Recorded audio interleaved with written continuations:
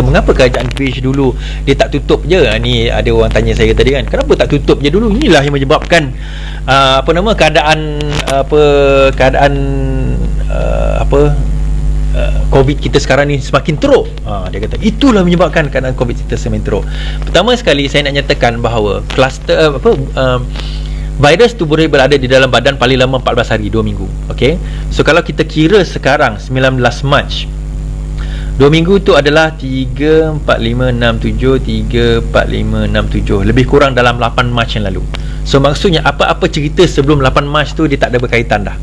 Dan kalau kita tengok daripada first case pada 24 hari bulan Januari sehingga hari terakhir pada 27, 26, 3 hari bulan Februari, pada 24 hari bulan Februari, pada 24 bulan Januari sehinggalah pada 27 hari bulan Februari. Daripada 24 hari bulan Februari sehingga 27 hari bulan Februari hanya terdapat 22 kes, dan pada 27 hari bulan Februari kesemua 22 kes tersebut telah pun sembuh. Kita kena ingat, saya ulang balik, daripada 24 Januari sehinggalah 27 Februari selama 1 bulan hanya terdapat 22 kes. Purata kenaikan adalah lebih kurang 1 hari, dan ada satu tempoh iaitu di antara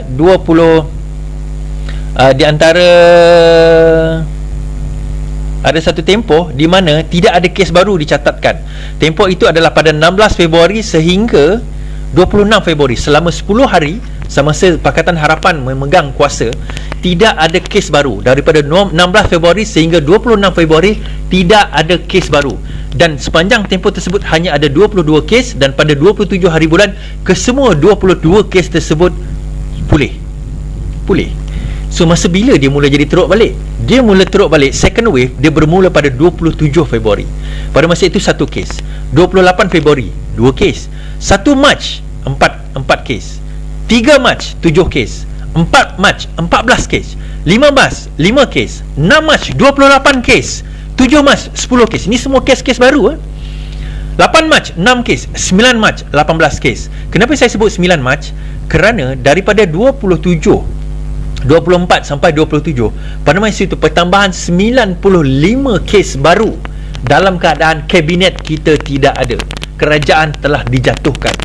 Pegawai kerajaan tak boleh nak buat keputusan. Menteri tak ada. Perdana Menteri je tinggal. Itu pun masa Perdana Menteri mengangkat sumpah pada 4 hari bulan Mac, 14 kes baru. Dia tak ada buat apa-apa statement langsung pada masa itu berkenaan dengan COVID. Tetapi pada masa itu sudah ada 95 kes. Masa itu 14 kes lah, 14 campur 7 campur 4 campur 2 campur 1. Masa itu sudah ada 28 kes sewaktu Perdana Menteri mengangkat sumpah. Kemudian pada kabinet itu dibentuk, sudah ada 95 kes yang berlaku. Masa itu tak buat apa-apa lagi. Pada 10 Mac 12 kes, 11 Mac 20, 12 Mac 9, 13 Mac 39, 14 Mac 41. Daripada tarikh tersebut sehingga 14 Mac, kalau kita tengok daripada 27 Februari sehingga 14 Mac, pertambahan 216 kes baru.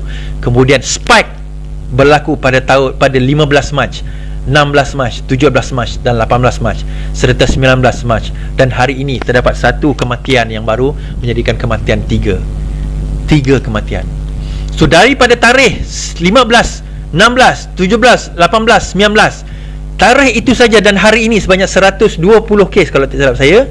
Tarikh ini saja daripada 15, 16, 17, 18, 19, 20 Mac, pertambahan sebanyak 782 kes. Bandingkan dengan Pakatan Harapan dahulu, 1 bulan 22 kes, 27 hari bulan settle kes, habis pulih. Dan selama 6 hari daripada 16 hari bulan sehingga 26 hari bulan Februari tidak ada kes baru. Jadi bagaimana kita nak salahkan Pakatan Harapan yang berjaya mengawal, pada masa itu berjaya mengawal COVID-19 ini daripada berkuasa, daripada berleluasa, tetapi selepas kejatuhan kerajaan, benda itu menjadi lebih teruk dan lebih teruk dan lebih teruk. Ada yang kata kepada saya, dahlah stoplah mempolitikkan benda ini. Dia kena bezakan mempolitikkan benda ini dan mempolitikkan apa yang berlaku. Kita kena mencari kesalahan untuk kita memperbaiki. Kalau kita contohnya lah kena patuk ular tedung patuk kita, kan? Kita mesti tanya, kenapa ular tedung tu patuk kita? Sebab apa dia patuk engkau? Dia kata sampai nak mati dia patuk engkau. Kau kacau dia ke? Kau lawan dia ke? Kau berada di tempat yang salah ke? Kau pijak rumah dia ke? Kau berada dalam hutan ke? Kalau rumah terbakar pun, kita bomba takkan terus lepas daripada api dia balik. Dia mesti cari, oh kenapa dia terbakar, apa punca dia. So samalah dengan kita. Kalau ada benda ini berlaku, kita kena cari punca dia, kenapa dia berlaku, dan kita kena pastikan benda ini yang kita jangan ulang sekali lagi sejarah ini. Jadi anak ingatan kepada anak nenek kepada nenek moyang kita, anak cucu nenek moyang, anak cucu kita akan datang, jangan kita melakukan pengkhianatan. Itu yang paling penting, sebab pengkhianatan itu akan mendapat murka dan bala daripada Allah Subhanahu Wa Taala. Faham? Itu yang pertama. Yang kedua, kalau kita tengok, maksudnya kalau daripada tempoh 9 hari bulan, 18 kes, 10, 12 kes, 11, 20 kes, ini dah ada menteri 12, 9 kes, 13, 39, 41, 150. Okey, ada yang salahkan tabligh. Tabligh itu berlaku lebih kurang dalam 26 masa tu tak ada kerajaan dah. 26 sampai 2 Mac itu kluster tabligh, betul? Kluster tabligh kita tak salahkan, ada jugalah kluster tabligh yang masa tu dekat Seri Petaling. Dan 190 sekarang ini antara daripada kluster tabligh yang banyak sekarang ni lah, yang terkini yang sekarang ni banyak ada kluster tabligh. Tetapi persoalan dia, pada masa tu kita tidak ada kerajaan. Kalau kita ada kerajaan, kita mungkin ada measures yang kita boleh buat, yang kita boleh buat keputusan. Sebab keputusan sebegini, wabak ini dipanggil sebagai wabak, outbreak. Outbreak ni dalam bahasa Melayu dia wabak, dalam bahasa Arab dia pun wabak juga. Outbreak sebagainya macam ni, dia tak boleh tunggu sehari 2 hari, dia kena tindakan itu. Sebab itu kita kira by hours, kita kira tambahan kes itu by hours. Sebab kita kena tengok dekat mana outbreak, dekat mana dia punya center, di situ kita kena kekang. Menteri kena buat keputusan untuk tutup airport umpamanya, menteri kena buat keputusan. Tahu tak anda semua bahawa penutupan airport itu berlaku hanya pada bulan 3 kepada orang Iran, kepada orang kepada orang Iran, kepada orang Itali, hanya berlaku pada bulan 3. Bulan 3 ni baru kita tutup kepada orang Iran. Sebenar-benarnya saya tanya, itu ada orang kata saya, sebab PH yang tak tutup airport kepada warga negara Cina kita jadi teruk. Saya tanya soalan pada dia, bila kita tutup airport sebenarnya? Yelah, okey, kata PH tak nak tutup, pakai pengkhianat nasional, PN ni bila dia tutup airport? Bila dia tutup airport? Dia hanya tutup airport pada 13 hari bulan 3 kalau tak silap saya kena check balik. 13 hari bulan 3 saya tengok, yes, hanya pada 13 hari bulan 3 mereka menutup sempadan airport. Itu pun setelah mendapat nasihat daripada Kementerian Kesihatan.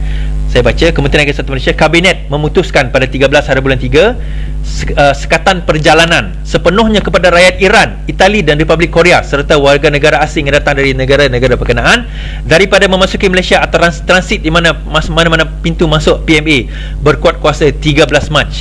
Menteri Kesihatan YB Datuk Seri Adham Baba. So 13 Mac baru tutup. So kat mana kesalahannya? Itu yang kita jadi persoalkan kat situ. Kat mana kesalahannya? Kan? Jadi benda-benda macam ni yang kadang-kadang kita kena fikir dan kita kena persoalkan. Kita kena tahu. Sebab kita menuduh orang. Saya nak menuduh Pakatan Pengkhianat Nasional ni. Memang saya nak menuduh. Bukan kita menuduh, kita bawa bukti sekali sekarang ni. Kita bawa bukti dengan apa yang kita ada sekarang ni. Kita bawa bukti sekali bahawa sekatan itu hanya berlaku pada 13 hari bulan. 13 hari bulan Mac. 13 hari bulan Mac. 7 hari yang lepas barulah sekatan itu berlaku. Itu pun setelah dia jadi kabinet daripada 9 hari bulan. Daripada 9 hari bulan mereka tidak nampak, padahal daripada 9 hari bulan dia je pegang kuasa. Ada 18, 12, 20, 9, 39. Daripada 9 hari bulan sehingga 13 hari bulan ada 98 kes baru. Dan daripada 3 hari bulan, kalau kita tengok daripada kes yang pertama 27 sehinggalah kepada 13 hari bulan, pada masa itu sudah ada 175 kes baru nak tutup airport. Jadi sekarang salah siapa? Okey, berbalik kepada cerita. Saya nak bagi tahu tuan-tuan dan puan. Okey, benda dah berlalu, kerajaan dah tumbang. Nak buat macam mana? Move forward lah. Yes, kita move forward. Move forward dia adalah dengan cara setiap menteri kena buat kenyataan. Setiap menteri kena keluar kenyataan. Jangan duduk senyap, jangan buat tak tahu. Menteri wanita dan wanita ni lah terutama, bagi tahu apa mekanisme untuk mereka-mereka yang ada anak nak hantar kepada pengasuh ni. Sekarang ni taska tutup, tak ada mekanisme ke? Menteri Pengangkutan, Bagaimana dengan mekanisme untuk orang-orang balik ke kampung? Bagaimana mekanisme pelajar-pelajar universiti? KPDN SGP, Menteri Alam Sekitar pula, Menteri Pertanian, bagaimana pula makanan-makanan kepada warga-warga kota umpamanya? Bagaimana pula dengan gelandangan di Kuala Lumpur? Bagaimana pula dengan orang-orang miskin? Bagaimana pula mereka yang bekerja gaji hari? So bagaimana Menteri Keusahawanan, apa usaha kita dalam nak menangkis benda-benda ini? So benda macam inilah yang kita nak utarakan, kita nak bawa kepada menteri-menteri ni. Jangan hanya gaji berpuluh ribu tetapi hilang hilang, tak dikesan. Kita jumpa Menteri Azwan Ali ada, Menteri Azmin Ali saya tak jumpa lagi. Ke mana pergi Menteri Azmin Ali? Menteri Kanan di mana? Azwan Ali, apa khabar Bang Wan? Bang Azwan Ali, hentam lagi, jangan tak hentam Bang Wan. Kita nampak Menteri Azwan Ali, Menteri Azmin Ali kita tak jumpa. Kat mana So bagaimana keadaan sekarang ni tuan-tuan dan puan-puan? Macam mana sekarang ni? Benda-benda macam tu yang kita kena take into consideration. Benda macam ni kita kena tahu, yang kita bawa, yang kena pantau. Kalau kita nak bercakap tentang politik, inilah politik kita nak bincangkan. Kita desak kerajaan. Ini cara kita mendesak supaya lakukan kerja yang lebih baik. Jangan sampai kes, saya tunjukkan graf. Kes dah jadi teruk macam ni. Ni graf ni saya buat sendiri jangan tak tahu. Saya tunjukkan kepada tuan-tuan dan puan-puan graf yang saya buat. Okey. So daripada tarikh ini sehinggalah kepada tarikh yang ni adalah di mana Mahathir meletak jawatan. Kita tengok kes dia sangat kecil, sangat rendah. Kemudian daripada tarikh ini sehingga sini, di sini adalah Muhyiddin angkat sumpah. Tengok pertambahan, nampak graf dia naik. Kemudian di sini adalah kabinet baru. Nampak graf dia dah mula naik. Selepas kabinet baru nampak. Sampai tak cukup saya punya graf ni. Naik atas macam ni. Ni tak payahlah saya nak tunjukkan detail-detail dia. Kita tengok graf ni pun kita dah faham macam mana mekanisme pergerakan, macam mana benda ini boleh memberi impact kepada cara kerja. Jadi dia macam tu lah. Kalau sekiranya kita buat kerja kita tidak memberikan impact yang bagus, kita boleh kata apa? Kerja itu gagal. So kena buat benda yang baik, benda yang baru, kena buat taktik yang baru. You can never do the same thing expecting different results. Itu yang saya maksud.